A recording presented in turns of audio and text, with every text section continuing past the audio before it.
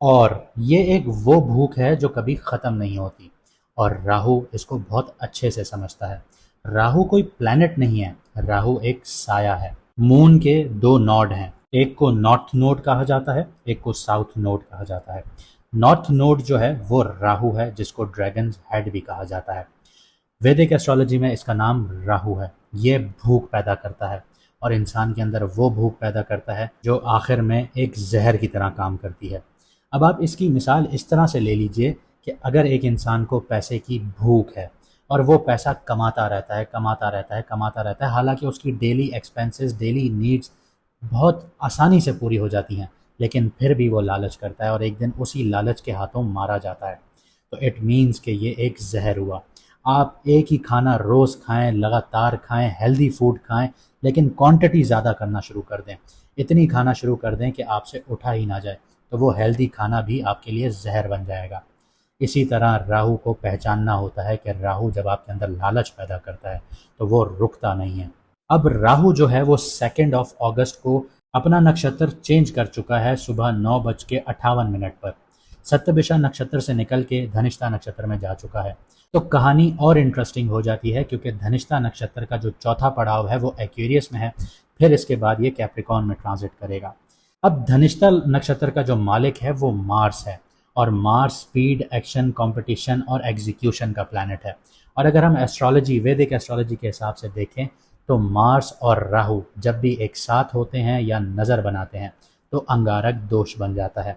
अब अगर आपको याद हो, 29 या 28 फरवरी को मैंने वीडियो डाली थी, उसमें मैंने जिक्र भी किया था अंगारक दोष का, जिस वक्त चांद ग्रहण लगा था। तो अंगारक दोष की अगर आप कोई वीडियो उठा के देखें हमारी, तो जिस वक्त हमने जो चीज़ें बोली या हमने प्रेडिक्शंस की, तो वो सारी चीज़ें उसी वक्त एक्यूरेट हुई, क्योंकि यहाँ पर चीज़ें रुकती नहीं हैं, एकदम से एक्सपेंड होती हैं। तो अब राहु काम करेगा मार्स के नक्षत्र में, यानी कि जो आपकी नॉर्मल भूख है वो अब मार्स की एनर्जीज के साथ एक्सपेंड करेंगी। राहु की सबसे ख़ास क्वालिटी उसकी एम्प्लीफिकेशन है। जिस चीज़ को टच करे उसकी डिज़ायर को बढ़ा देता है। आप किसी चीज़ को उस पसंद नहीं करते, आप उसको हासिल करने के लिए कुछ भी कर रहे होते हैं, फिर सिर्फ हासिल ही नहीं करना चाहते बल्कि दूसरों से आगे भी निकलना चाहते हैं। और फिर एक पॉइंट आता है जहां इंसान खुद से पूछता है, मुझे वाकई ये चीज़ चाहिए भी थी, या मैं सिर्फ इसलिए भाग रहा था क्योंकि मुझे लगता था कि मुझे ये हासिल करना है। यही राहु की स्ट्रेंथ भी है और जहर भी है। राहु आपको अनकन्वेंशनल बना सकता है, वो रास्ता आपको दिखाता है जो ट्रेडिशनल लोग शायद कभी भी ना देखते हों या उसको फॉलो करने से डरते हों। Technology, internet, foreign connections, mass audience, networking, unusual business models, research, innovation और कॉम्पिटिटिव इन्वायरमेंट्स में राहु की एनर्जी को इंटेलिजेंटली यूज़ किया जा सकता है। लेकिन जैसे मैंने आपको कहा कि इसकी डार्क साइड को इग्नोर मत कीजिएगा।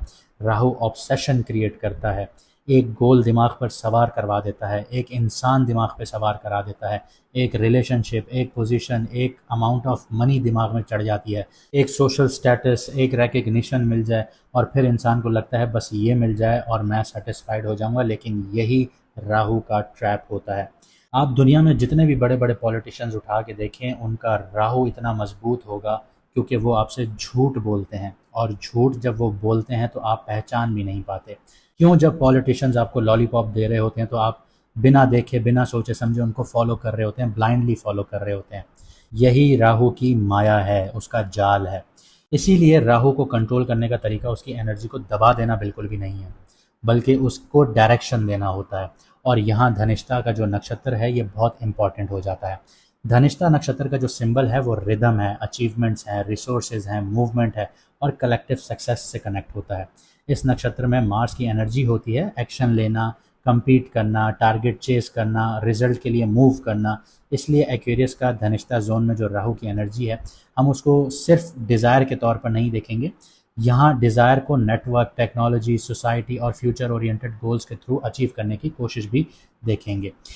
इसके अलावा एक बहुत इंटरेस्टिंग बात आपको बताऊं, राहु अभी कैप्रिकॉन में एंटर नहीं हुआ, हालांकि धनिष्ठा का जो नेक्स्ट पड़ाव होगा वो कैप्रिकॉन में होगा। इस वक्त राहु एक्वेरियस में 6 डिग्रीज पर है, धनिष्ठा के चौथे पड़ाव में है। कैप्रिकॉन का चैप्टर बाद में आता है, इसलिए इस सीरीज में हम सिर्फ राहु को एक्वेरियस में ही रीड करेंगे। जब कैप्रिकॉन में ट्रांजिट करेगा तो हम कैप्रिकॉन में जब उसका नक्षत्र होगा उसमें भी उसको रीड करेंगे, कैप्रिकॉन में भी रीड करेंगे, लेकिन उसके नक्षत्र के थ्रू करेंगे। और क्योंकि धनिष्ठा का लॉर्ड मार्स जेमिनाई में बैठा हुआ है, 6 डिग्रीज पर बैठा हुआ है जिस वक्त मैं ये वीडियो बना रहा हूँ, ये ऑब्वियसली आगे आगे बढ़ता जाएगा। राहु की जो नक्षत्र लेवल स्टोरी है वो मार्स तक जाती है। मार्स जेमिनाई में बैठा है, इसलिए action, connection, communication, information, skills, media, strategy और मल्टीपल आइडियाज़ के साथ बनते हुए नजर आते हैं। मार्स के बाद मरकरी को भी देखेंगे, क्योंकि मार्स जिस घर में बैठा है मरकरी उसका मालिक है, और मरकरी कैंसर में बैठा है। तो यहाँ पे बात कैंसर तक जा रही है, मरकरी तक जा रही है, और कैंसर में सन, मून, मरकरी, एक्सॉल्टेड जुपिटर पहले से मौजूद हैं, जैसे आपने पुरानी वीडियोस में देखा होगा। यानी राहु की स्टोरी को हम आइसोलेटेड नहीं पढ़ेंगे, वहाँ पे राहु, धनिष्ठा नक्षत्र, Mars, mercury, cancer planetary cluster जो है, ये सारी चीज़ें देखेंगे। दूसरी तरफ ये भी देखेंगे कि राहु एक्वेरियस में है, सैटर्न उसका मालिक है, रेट्रोग्रेड सैटर्न पाइसेस में बैठा हुआ है, जुपिटर की 9th एस्पेक्ट सैटर्न पर पड़ती है। यहाँ से पता चलता है कि राहु किस तरह की डिज़ायर्स क्रिएट करता है, और उस डिज़ायर्स को एक्शन कौन दे रहा है, और उस एक्शन का कनेक्शन ज़िंदगी के किस दूसरे चैप्टर पे बन रहा है।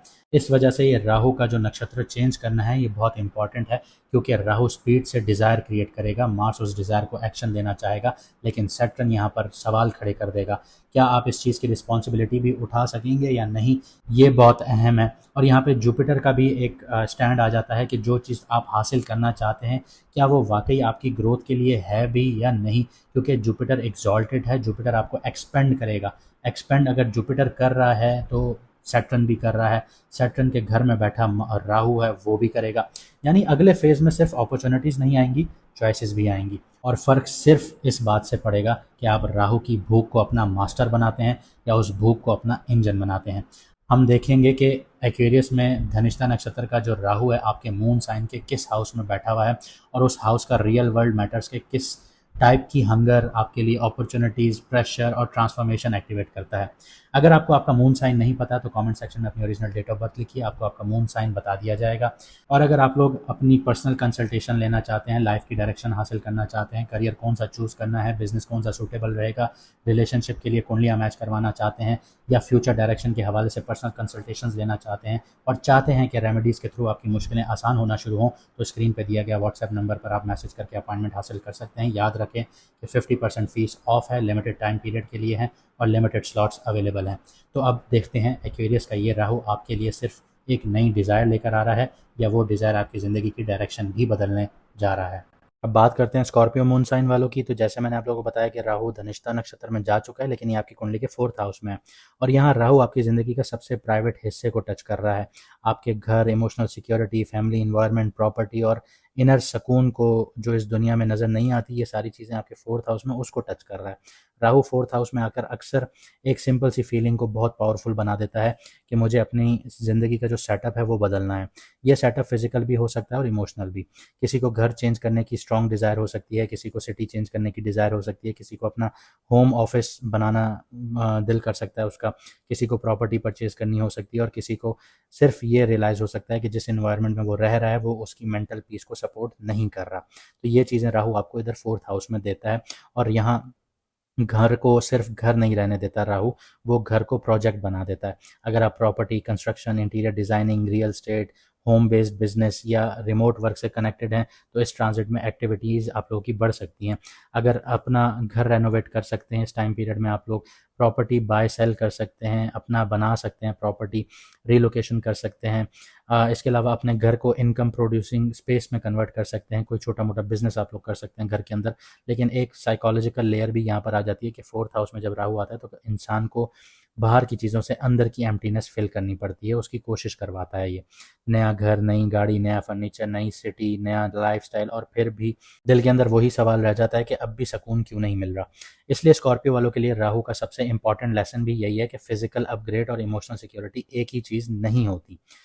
अब धनिष्ठा नक्षत्र का जैसे मालिक है मार्स है, वो जेमिनी में आपकी 8th हाउस में बैठा हुआ है। यहाँ रीडिंग सडनली डीप हो जाती है आप लोगों के लिए, क्योंकि राहु 4th हाउस में होने से आप लोगों का घर और सिक्योरिटी डिस्टर्ब और एक्टिवेट हो जाती है, और उसका नक्षत्र लॉर्ड जो है मार्स वो 8th हाउस में बैठा है, यानी joint finances, inheritance, loans, taxes, insurances, hidden matters या डीप ट्रांसफॉर्मेशन एक्टिवेट हो जाती है।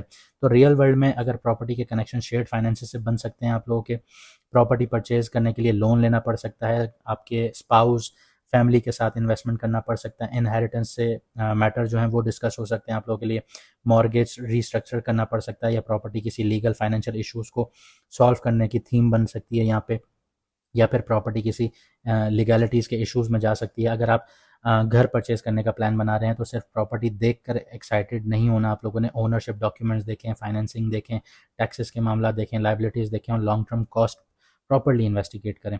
राहु अट्रैक्टिव अपॉर्चुनिटीज़ दिखा सकता है। मार्स जो है वो 8th हाउस में हिडन डिटेल्स इन्वेस्टिगेट करवाने की डिमांड करता है आप लोगों से। मार्स जेमिनी में है, इसलिए इन्फॉर्मेशन यहाँ वेपन बन सकती है आप लोगों की।